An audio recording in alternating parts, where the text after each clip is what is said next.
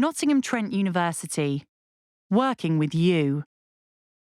Proud sponsors of Working Week.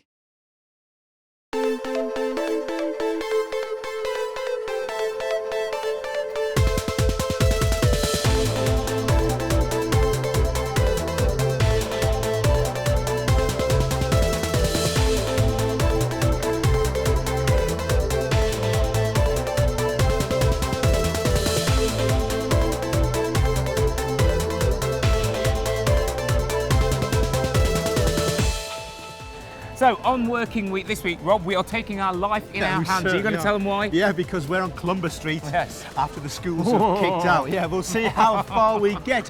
First though, if you've got a business and you fancy tapping into the expertise of the tens of thousands of students in Nottingham, we'll tell you how. Don't feel scared of approaching us to actually come and promote your opportunities to students. And talking about setting up business, we'll be talking to the Nottingham organisation that has helped thousands of business startups. Basically come in and talk to us, and then we can assess your needs with you and find out which is the best direction to help you in. And you might remember this, Des, this is the more serious side of the working week. What happens when you don't have work? We'll be hearing from that woman who stopped us in the street who's now homeless. I slept on a forest recreation ground last night. I'm Desun Fitzgerald Coleman. Yeah. Fitzgerald? Oh yes. That's very posh, named isn't after it? JFK. Oh, how nice, yeah. And I'm Robert Gerard Pittham. Oh wow. Named after Steve? St. Gerard, the patron saint of pregnant women. Ain't we the good? Yeah, Is that true? Yeah, it's true. That's great. It's soon that the cameraman's laughing, and it's Anyway, all true. A prize for you if you spot anybody making a crazy face behind us. As opposed to crazy faces we make all the way through the programme. Anyway, our first report today is if you've got a business in Nottingham and you've ever wondered how you can use the massive brains of the students that fill this city, well, we can tell you exactly how.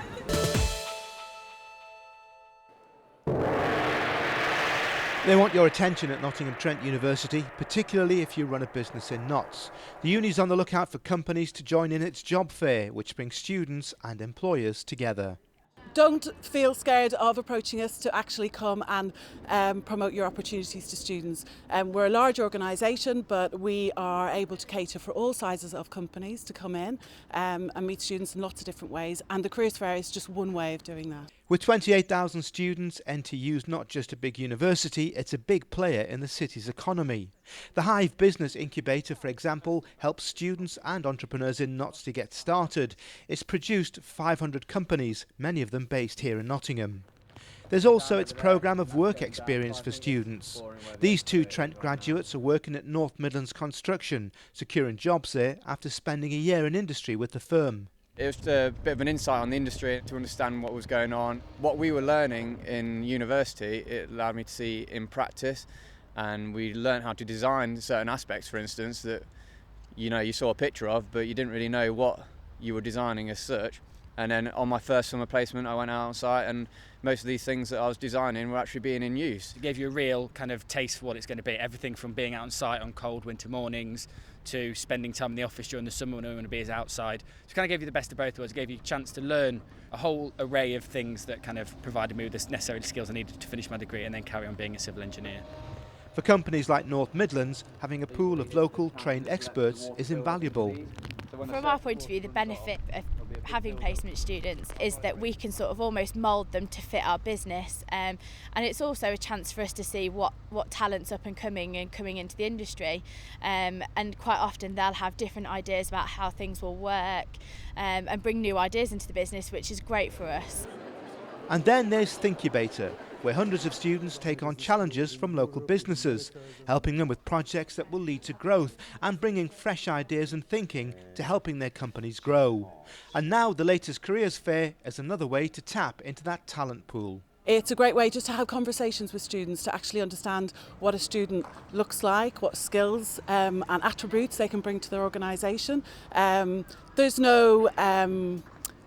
There's no expectation that they will recruit a student at the event, but they're welcome to come along and actually talk to the students and tell them a little bit about their organisation and what they do, and maybe about the up and coming opportunities that they may be able to offer to those students. The students, on the other hand, get the opportunity to meet employers, find out about what they do, understand their brand, and actually explore opportunities with those companies, both for work experience but also for graduate placements, graduate opportunities. And don't worry if you've missed out on your chance to take part in the fair. They're held regularly throughout the year. And we've got 5 fairs throughout the year. So we have a graduate and placement fair that runs twice a year, once in October and once in May. We have a science and technology fair for the first time, a property design and construction fair, and finally a law fair. So we have up to 500 employers who will come into the university throughout the year to actually promote their opportunities and talk to students. So that message was for Nottingham's business community, but what if you actually want to set up in business? Yeah, well, there's an organisation in the city that's helped thousands of people to do exactly that. And Holly has been along to find out more. If you're looking to set up a new business but have no idea where to start, a not-for-profit company in Nottingham has opened a new enterprise centre which is here to help. MBV needed to grow, we needed to expand so that we can help other people. It's a not-for-profit company, so everything's ploughed back into the business. We found a niche over here that it was an old building that really needed some refurbishment, and it's to help the local community as well. We're right on the tram stop, bus stop, train stop, so we're very accessible. We have free parking as well for people. The centre in Basford helps people start and grow businesses by offering support and advice on things from funding to finance. We're an enterprise agency. We've been around for about 32 years and we help people start and grow businesses across the East Midlands region. We were established to get people up and running. We concentrate mainly on those start-up businesses, but we also help people with things like accessing funding and finance to grow their business. The £3.5 million Enterprise Centre was originally a job centre and has been open for around 12 months. There are 38 offices for businesses to use, but MBV also offer a virtual tenancy where businesses can get online support from their homes. Normally people come to us first of all via our website. We run our training sessions predominantly here at the Enterprise Centre. We have our conference facilities. Our one-to-one sessions with the business advisors, again, available across the East Midlands. Here in Nottingham, it's at Mercury House or again in these premises. So people tend to come through the website and they're then booked in for one of those sessions, either with a business advisor or one of those workshops. NBV help around 700 businesses a year and have seen many grow into multi-million-pound organisations. Businesses will take a small office, it's a one-person one, they will never grow beyond that depending on what they do. Other persons have moved on from a single office and then taken an admin staff on or taken some more staff on and moved into larger offices. So they're progressing and going up a floor and into larger offices. That's happened with quite a few at the moment. But if they're new businesses, they can come in and we can access and see what other programmes they can go on that will support them and help them to grow as well. The centre also has lots of facilities available to the public, such as conference rooms, a media suite and a cafe. Some people come to use our meeting space and our conference space as well because we've got those facilities at both centres. We've got meeting rooms which are free for internals to use and for virtual to use at either site. MBV already have some businesses at their new centre and your IT department thinks their support has been invaluable.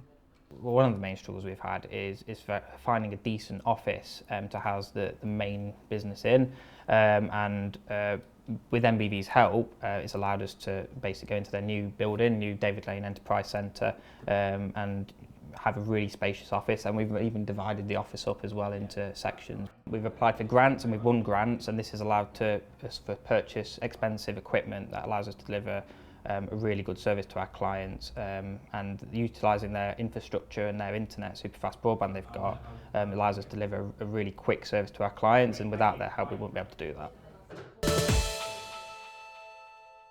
Well, you know as well as Rob and I that we have a lot of laughs on this programme, but sometimes we get serious too. Yeah, because just recently we were doing exactly what we're doing now, recording a few introductions for the programme, when a woman stopped us, remember Des? Yep. Yeah. Who'd lost a job and had become homeless, and she was desperate to tell us her story.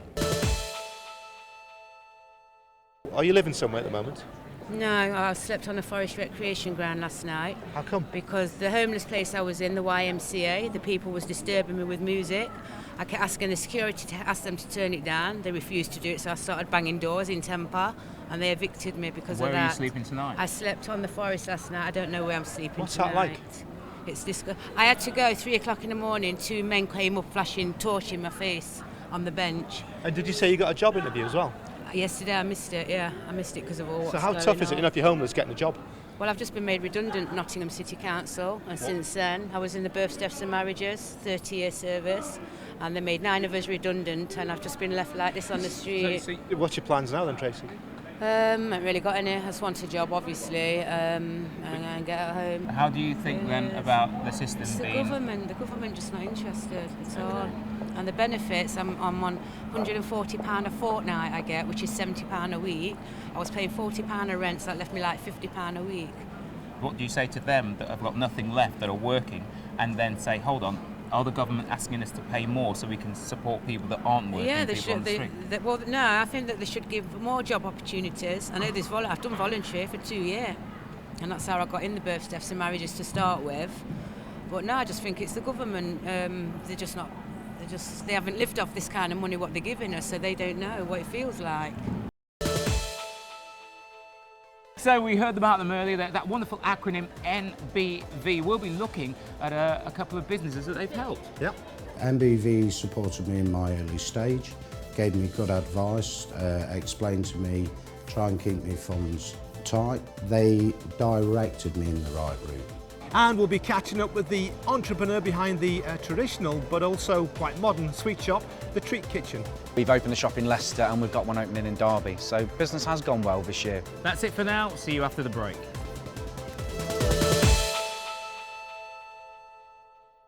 Nottingham Trent University, proud sponsors of Working Week. Nottingham Trent University, proud sponsors of Working Week. Played a guy called Lenny for about 4 years. They had me kissing lots of girls. Another of Des's fans will also be looking at many of the businesses that have been helped by Nottingham's NBV. It just works for us, hence we are entering our 3rd year of a partnership with NBV. And sweet teeth, that's not Sweet right, is it? teeth. Sweet teeth, a sweet tooth seems to be a theme of today. We'll be looking at the guy who set up the Treat Kitchen just around the corner about a year ago to find out how he's getting on. I don't know about you, but I love pies and I love a good bake-off. Yeah, I knew you'd somehow get some kind of dodgy pun in there. What was Yeah, I knew it, yeah. But this is a really interesting story, despite Des's introduction. This is a guy who had a market stall in Sneinton, just around the corner, and now has his own factory making cakes and pastries.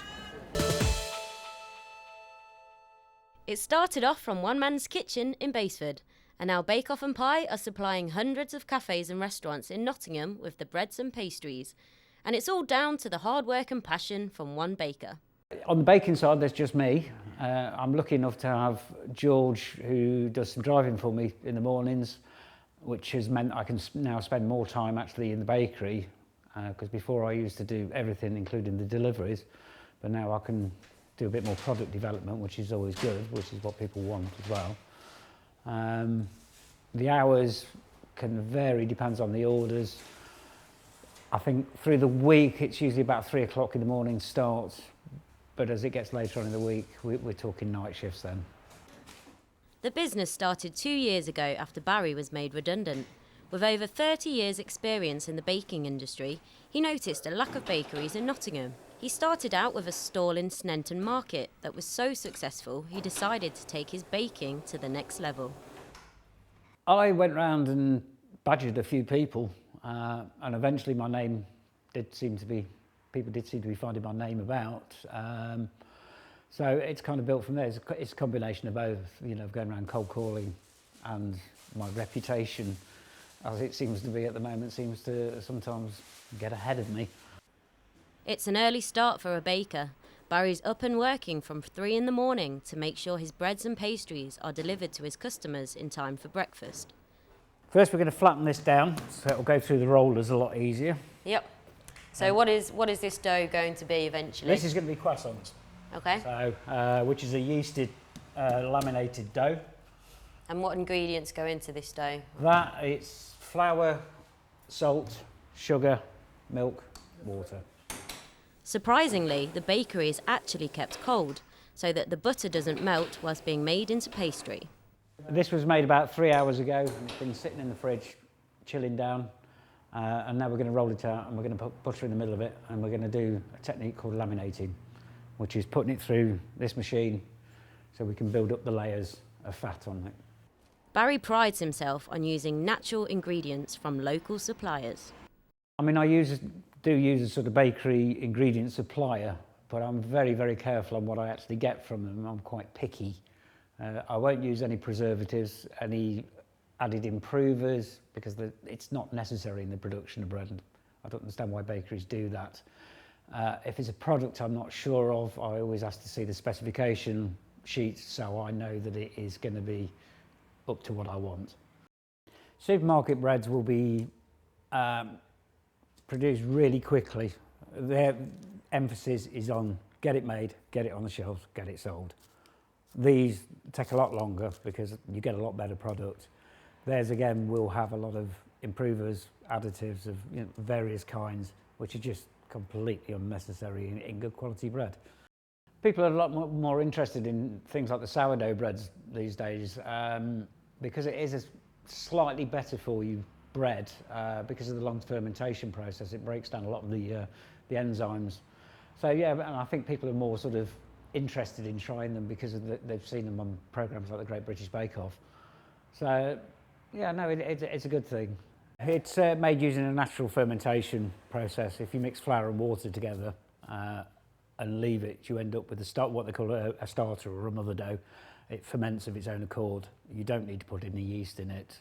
It's just a longer fermentation process than, say, that one.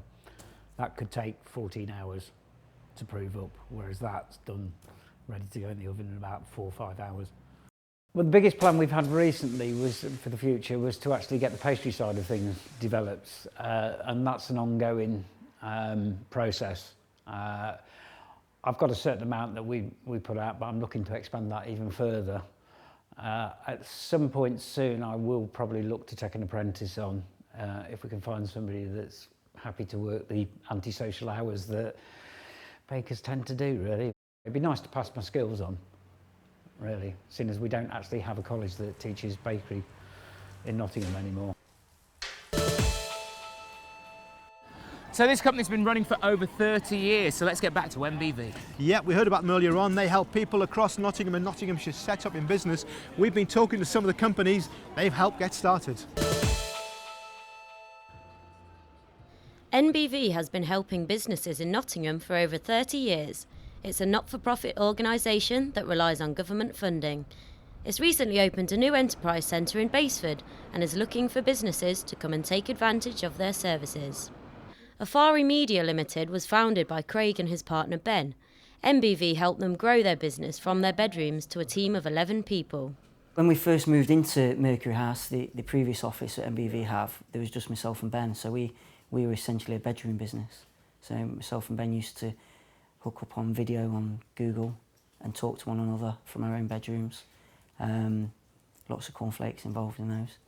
And we started to look and realise that we needed to add a first member of staff, and we realised that that would be best served with office space. So we ventured all around Nottingham, and it literally was Ben's idea, last port of call whilst I was in Basford, let's look at MBV. So it was the office space initially. It was priced right for us, and it still is priced right for us. It allows us to grow, and there's also being placed here. We also get to know about other funding opportunities, which for me, and I'm upfront about it, is absolutely critical to business growth for us. If we get help with funding on employment or office space, etc., that's superb. And it just gives you some motivation. One security firm was so impressed with NBV's advice on marketing and funding that they moved into the new building and they now do the security for it. My business plan was obviously zero crime, zero loss. My actual business plan was I didn't know how to put one together. MBV supported me in my early stage, gave me good advice, explained to me try and keep my funds tight instead of investing too highly. Recently, they set up a membership group, which I'm quite actively involved with one of your particular people, Des.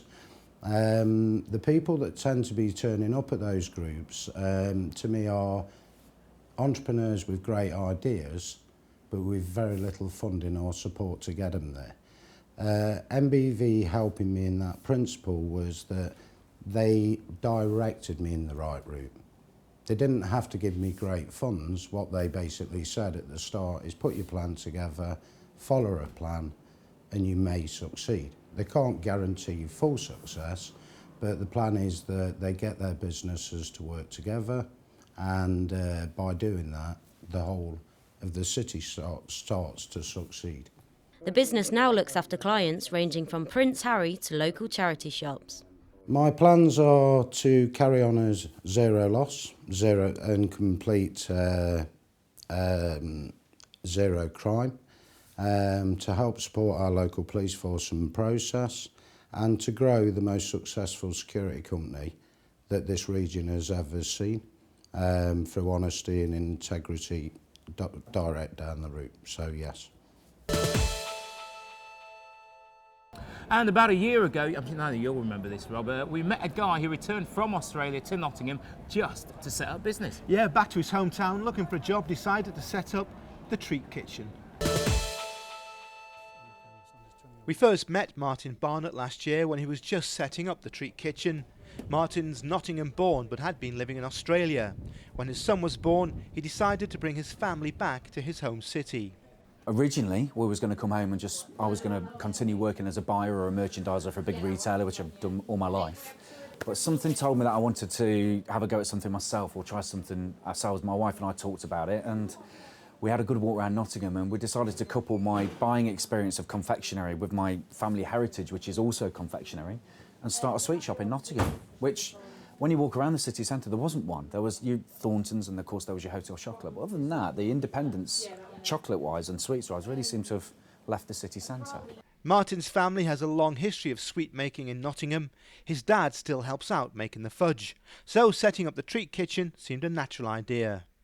My family have had a confectionery factory in Nottingham for about 120 years now. We actually, from the original business, purchased our sugar-free range, which are made probably a mile from the shop. Bizarrely as well, this shop in 1904 was a Watmouth's confectioners.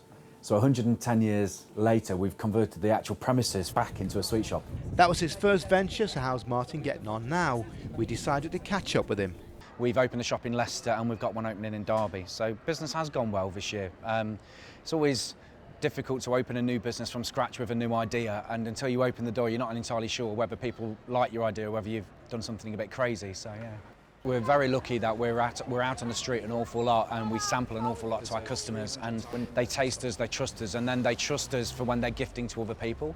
I think everyday confectioners are struggling to make a profit all year round, and I think if you're going to be a confectioner and you're going to adapt to today's market, you have to be a gifting destination as well.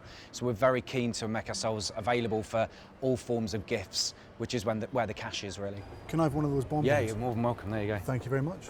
Thank you. Cheers. Cheers. Thank you. Well, that's it. Hope you've enjoyed this show. We've had advice on how to set up a business. If you've got a business, advice on how to use the city student We've population. had Bake Off and Pie. Bake Off and Pie, and you remember that, and the Treat Kitchen too. Yeah. Talking of which, shall I treat you? Yeah. See you next time.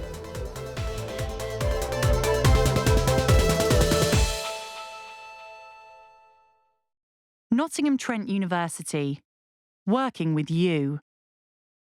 Proud sponsors of Working Week.